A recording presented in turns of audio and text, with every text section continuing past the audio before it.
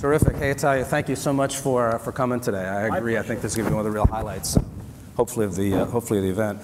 So, in your introduction, in your position, normally you'd have a 30-year history in broadcasting, but you come at it from a bit of a different angle. Could you just share a little bit of not only your background, but maybe how your background informs your perspective on Fox Sports? Sure. I think the media industry in sports shouldn't be very focused just on media. It should be focused on the full ecosystem, and hopefully some of the experiences that I bring to the company play along those lines. So I've had experience with rights holders. Started my career, a great opportunity in Major League Baseball, overseeing international distribution at candidly a young age, and at a time where the league was growing with foreign players coming into the United States. Similarly, afterwards, was able to grow a media and business operation throughout the Americas in football. And then at AS Roma, not only did we focus on winning matches, but we also focused on growing the international brand of the club, particularly through traditional and social media. So when you combine those things, to me, the opportunity with Fox Sports was a natural progression, not just for me, but also hopefully for what I was able to deliver to the company and to the fans around the region. Terrific. And on that subject, there was a recent article in New York. So Steve Tisch, who's the owner of the New York Giants, I'm sure being a New Yorker, you're familiar with the Giants, talked about all the similarities he sees between sort of classic film and entertainment and sports, right? And certainly to a point, people look at sports as entertainment. But it sounds like you're coming at it from a more holistic view. Do you think is there a danger? Is there something about viewing sports as just entertainment that, in your view, is limiting? To maybe take a more basic view of it, I think we have to look at consumers as individuals. And if there's one mantra we have, it's think like the consumer. And the consumer isn't always the same. It rarely is. Right? So our goal is to deliver the best product to every individual consumer.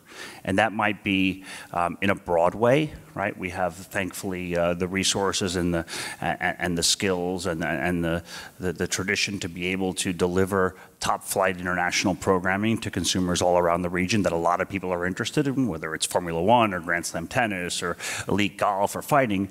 But then it's also about getting more granular locally and understanding, what people want in each country, in each region, and each neighborhood, and I think that's the magic, right? If we can find a way to not just be as an industry, not just be focused on, well, what do we say we have, but actually focus on what individual consumers want and actually give them that value. Then we move the needle, because ultimately, yes, there is Fox Sports, there's plenty of other players, but we have to also think of ourselves not only as competitors, but also as, let's say, allies in an industry which is also under pressure from a lot of other things that take people's times, interest, and revenue. Absolutely. So let's dive, you mentioned the region, let's dive into Asia. So you've been in seat now, what, 9 months. What's your perspective on, I say, maybe the Asian sports market broadly, but maybe more specifically how you see it as Fox Sports, how you see developing Asia? Yeah, I mean, respectfully, personally, I view Asia as a geographic designation, more frankly on the corporate level than on the human level. We like to think of our business as being efficient in that we are able to deliver, again, best-in-class programming on a broad level, but the reality is we're starting to really execute on a country-by-country level, because people don't wake up and identify themselves on a regional basis. They identify themselves on a either country basis or even on a more granular level. So we think we're uniquely positioned to be able to give people not only the best in international sport, but the best in local sport, and principally be an authoritative and very trusted voice in that process. Okay. Can you give me some examples of the kinds of things you're looking at, or the kinds of things you've done that would embody that spirit? Sure. Actually, one of the best examples of our ability to both take international properties and make them very relevant, and also take very local properties and make them very effective, is in Taiwan. Right? Taiwan is a market that is hyper-competitive. It's a strong economic market, one where we have a good legacy and a fantastic team. I'll take two examples. One on the global side, we've had a growing and very vibrant partnership with Major League Baseball to be able to acquire rights not only for linear television but also for digital, and really create like a home of baseball type environment, which has been wildly successful for us. At the same time, and perhaps more uniquely, that's a place where we've been able to invest in local sport very effectively. So high school basketball in Taiwan has always been popular, but it's always kind of flown under the radar and been not as promoted, not as structured. So a few years back, we developed a partnership with the government in Taiwan, kind of took a ownership position in the league and in the competition, and we're able to build this fantastic platform that if you watch the finals of what they call the HBL now, it's like watching an NBA final. And we've been able to elevate that property, most importantly for the athletes and for the fans, and really have earned a distinction of being a truly local company, whereas we have an international brand. And sort of teasing that out a little bit, I'm not asking you to get into any detail you don't feel comfortable with, but what are the things that you would look at as revenue generating in that ecosystem for you? What are the things that are more promotional? How do you look at each one of those elements in terms of their value to that ecosystem? Well, they have to go together, right? We're not into being loss leaders, and at the same time, we obviously want to make sure that we deliver an authentic product and a great product for the consumer. So to me, it's a happy medium of being able to deliver unique resources and unique investment into activities, programs, events that need them, and at the same time, obviously, be able to monetize them because we are a business. Okay. And at some point, by the way, I'd love to take some questions from the audience. I've got questions here that could go for the next day. Fantastic. And a half, but so if you want to just think about getting your questions ready. I can't see folks very well, but I presume there's a runner out there somewhere with a mic. A voice will come from the dark. Yeah, exactly.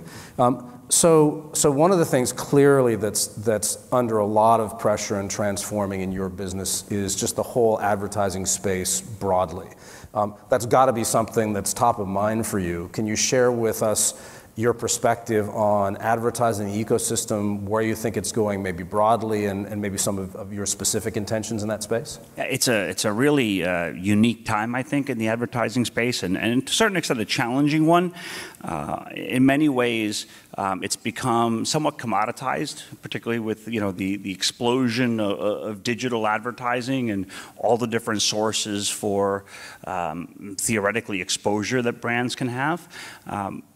We're focused on making sure we deliver core value to our clients, and I think the pendulum is starting to swing back towards high quality versus just to let me get as much as I can for as cheap as I can, right? Because I think the market is starting to see there's a lot of junk out there, and we have certain pillars of our offering that we're very confident in. The first, is safety.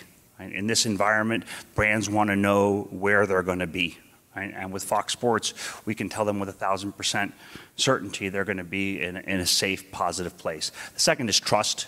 Right? In an age of fake followers, fake likes, and all sorts of behind-the-scenes magic, a lot of platforms can seem to be a lot more effective than they are. Right? We pride ourselves on our integrity. The third is absorption. A lot of people talk about viewability, which I think we're absolutely positioned to deliver, but we go deeper than viewability. It's about a brand being able actually to connect with a consumer, and we're more than a scroll, right? We're a home for live sport where people actually live events, and we're a 24/7 destination where people follow events in a way that gives a brand a ability to connect in a much deeper way than perhaps a kind of shotgun approach that might seem cheaper or more convenient. And the fourth is customized reach. Right? So as I talked about initially, we pride ourselves on being very much an accordion If you want to reach the entire region, we can do that through ourselves, through trusted affiliate partners, through sub-licensing deals we have with terrestrial networks. Or if we want to be very granular and talk to somebody in one region of one country, we can also do that. So we've taken the advent of digital technology not as a challenge to us, but absolutely as an opportunity to us to be able to localize very specifically, not only on the distribution side, but also on the sales side. So you mentioned digital technology, in the advertising context. How do you look at digital more broadly in terms of platforms and directions? What's your sense as to either defined roadmap or sort of an ongoing vision as to how you're planning on tracking through the kind of platform changes that are going on because of digital? Well, we've taken it head on. So we've launched a multi-genre, we believe, best-in-class platform called Fox Plus, which we debuted in the Philippines and now is available through Singtel here in Singapore, and we're going to be rolling out throughout the different markets, initially on a B2B2C basis, but ultimately positions us to be able to have a control of our own destiny, of our messaging and our consumer base, where this economy is sometimes very uncertain going forward. So this gives us the ability to talk directly to consumers, and from a sports perspective, it gives us the ability to be able to monetize super fans in a more direct way, but also give them more value than they would have anywhere else in terms of enhanced content offering, feeds, insights. At the same time, we've just developed a new, let's call it, free digital platform that we are completely confident becomes best in class very quickly, both on a regional level and then on a country-specific level. So we've got a fantastic new team who joined us around the same time I did. You'll be hearing from Ashwin Sridhar later today, I believe, and we brought in James Marley, who was editor-in-chief of Gold.com, and we had a great group of existing people and have grown our social media operations team. So we've got a really good complement on the digital side to what we've been doing on linear. And we pride ourselves in building as versatile a content delivery team as possible, and full integration internally. So we're not set up where we have a linear operation and a digital operation, but it's one comprehensive source for sports content that we deliver to our fans. And by free, presume advertising supported is the absolutely free no, and ultimately the ability, like I said earlier, to differentiate ourselves by producing great content. We pride ourselves on being the best storytellers in the business. Mm-hmm. As the industry, particularly for brands and advertisers, gets commoditized, our goal is, well, how do we actually not just tell a story, but how do we create a story in a way that others can't, because they're set up as, let's call it shotgun, advertising repurposers, where we're actually creators of compelling content for brands. Yeah, so on that line of storytelling, one of the storylines maybe 4 or 5 years ago that seems to have now become less of a storyline were, sports leagues, sports codes going out and kind of doing their own thing directly. And obviously there's still some of that going on. But there does seem to be now, I don't know whether balance is the right word, but a balance of platforms that have now broadcasters and others engaged. Do you have a sense of where that trend is going, and whether it's waxing or waning, and what's your perspective on it? I think it'll be guided by almost natural economics of cost and reach. Brands that have or rights holders that have a big enough leverage and strength in the market might very well continue to do their own thing, as you say. And if they can monetize it, God bless them. I mean, those are generally, let's say, very niche offerings that we don't feel conflicts with what we're doing as a more mainstream broadcaster. At the same time, having been in those chairs, the fixed costs of doing those things is quite high, right? When you talk about actually not only creating a product, but rolling out a product, tough. And so we'd like to think that broadcasters like ourselves, in particular ourselves, are uniquely positioned to help, at least in the marketing, but more than certainly in the creation of it, the curation of it, and making sure that it's tailored for the local market, because more and more consumers are demanding a localized experience. It can be the same rich and exclusive content, but it has to be packaged or delivered in a way that's most relevant. Yeah, understood. So first polling for any questions out in the audience. I literally can't see. Anybody hands up yet? I'll keep going until somebody screams at us. Okay. So I mentioned at the start about grassroots, right? And if you talk to any league, at the end of the day, their focus is as much on grassroots as it is in the professional league, because over time, if you don't have enough players playing, you're ultimately going to winnow down the competition. What do you view as Fox Sports' role, if any, in focused on the grassroots side as opposed to just the professional side? For us, it's important to create sustainable participation in our core markets, and we're looking at doing that in ways that are probably different than most broadcasters. Our parent company, 21st Century Fox, has been very clear of its willingness to invest not only in rights but actually in the organization of events. So we're in several discussions around the region about supporting but also owning very real and very specific sports assets that can not only create a tremendous platform for our company, but more importantly, grow properties that perhaps were under-promoted or were under-invested in. So it's a really long-term view, which I think it really differentiates us from perhaps a lot of, let's call it, new entrants in the market, or companies that come in that are, let's say, more audience or valuation based, and may not be in it for the long term, where our company certainly is, and very much is so on a very local level. Well, that's an incredibly refreshing answer. I think that anyone who follows sports has to be concerned about what seems to be sort of a flight and a drive to only sort of the top end, top tier sports. Whereas when you think about really what makes the richness of sport, you just look at the Olympics as an example. It's really a lot of those other sports and generating and gestating those new sports. That's a very refreshing answer. Yeah, and it's not only about the pinnacle of the competition. So you mentioned the Olympics, for example, something I have profound respect for, obviously, having competed at an international level for the United States. But it's the journey of the athletes to get there. Right, and actually, it's even about the athletes that don't get there, but who are representing their country and are sweating every day to do everybody proud. Those are the stories we're focused on right now. It's not always about buying the big headline sticker rights. It's also about following the humans that in each country and community are really followed and deserve to be. Okay, well, as I said, that's terrific to hear. So let's go back to technology for a minute. A couple of questions in that space. So big buzz around AR and VR these days. What's your perspective on either or both? I think we have to wait a bit to see how the mass market embraces them. I think in many ways both will be largely defined by how the consumer-facing proposition of the devices and things that people need to actually participate in them continue to grow or not. We don't view ourselves currently as a manufacturer, so we're really in a position where we don't want to be too late, but we certainly don't want to be too early. And we're monitoring things and seeing how and when to participate in that. But again, everything comes down to how available is it to the consumer and how much do consumers actually embrace it.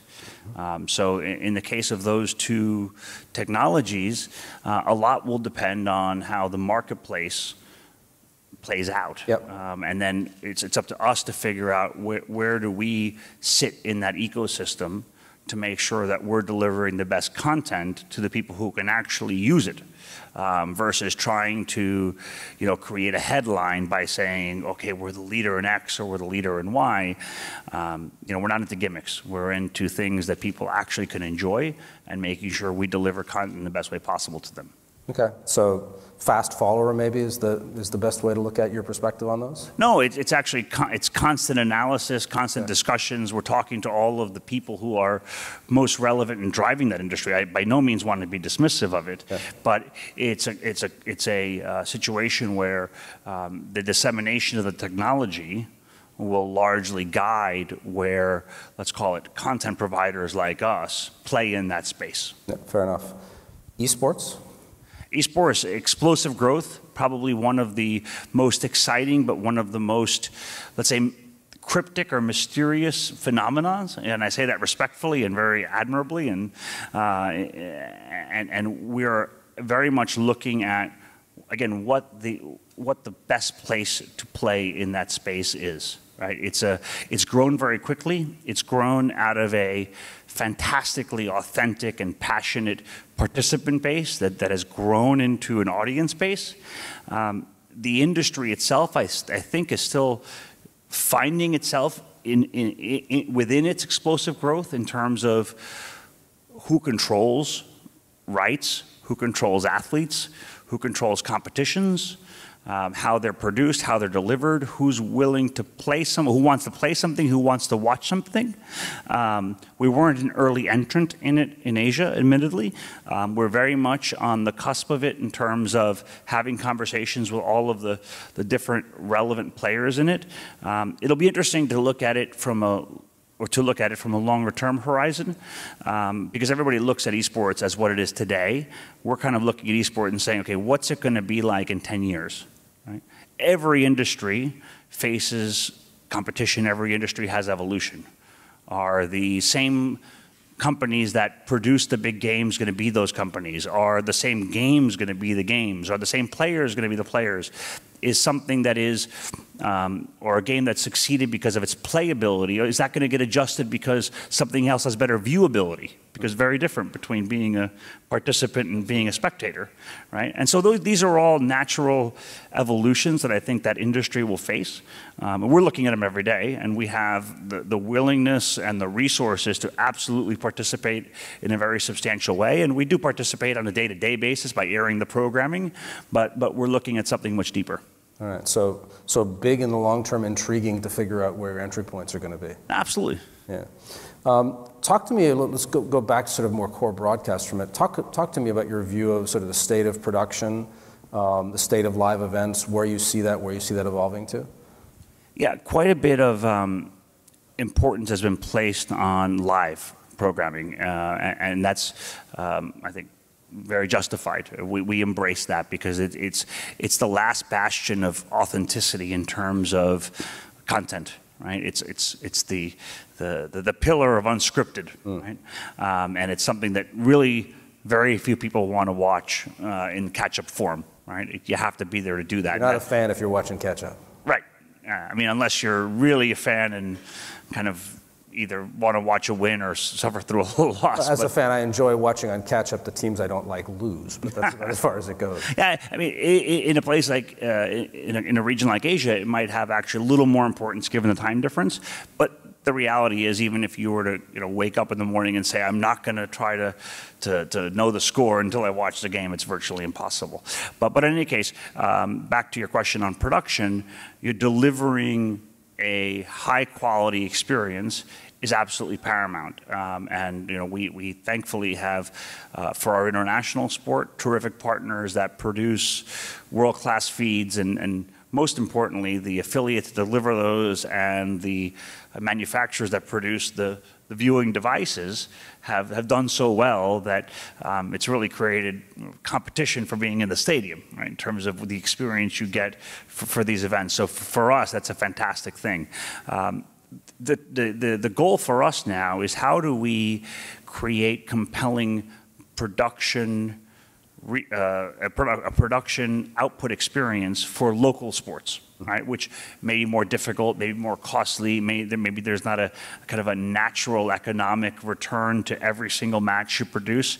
So again, we're looking at all types of solutions, whether it's local partners, whether it's some type of new technology that allows you to have some fixed better economics around your production. But even in that area, the advancements we see are fantastic. We were with a international federation of, let's call it, an emerging country the other day who has, even on YouTube, just a fantastic production deliverable at extremely reasonable costs. And so, we're able to take those kinds of products and very confidently distribute them on our digital feeds, on our linear feeds. So the costs in many ways are going down, but it's about making sure that you have the human attention to curate it in a way that is appropriate for the consumer. And back to advertising for a minute, the sort of sliding scale between sponsorship and advertising that seems to sort of move around. Where do you see the movement of that today? Where do you see the relationship between sponsorship and advertising? Is it still, from your perspective, a relatively clear demarcation, or do you see it as more of a sliding scale? We believe anybody who advertises on Fox Sports is or should be a sponsor, per se, in the sense that they are not only buying real estate or eyeballs, but they're buying an affiliation that we believe is very justified based on being a safe harbor for brands, being an authoritative source of sports content, and being also, and this may sound somewhat basic, but also being a very human partner to brands. Because it's one thing for a brand to key in to say, I want this many eyeballs and I'll pay this amount, and off we go, to actually having a human, let's call it, brand account manager that understands what they want, understands what their objectives are. If there's a problem, which invariably there will be glitches in this world, can fix it, or can do special things based on the opportunities and needs of the client. So we're very much focused, not so much in trying to embrace the past, but to focus on the real basics of basic human business relationships. And with 12 offices around the region, we're uniquely positioned to do that. Terrific. So one last call for questions from the audience before we do a bit of a wrap-up question here. Anybody? Again, can't see. I don't hear any voices. All right, terrific. So let's get back to the region. You just finished your last comment talking about the region. So if you could maybe walk us through the region a little bit in terms of the kinds of opportunities you're looking for, the kind of people you're wanting to talk to, the sort of you're a bit of a development priority. As you said, it's not one region, right? And it's very much a collection of very different interests, cultures. If you could just sort of walk us through, what are the kind of conversations you're looking to have? What are the kind of areas you're trying to develop? So maybe some of the people in the audience might have some ideas for you after.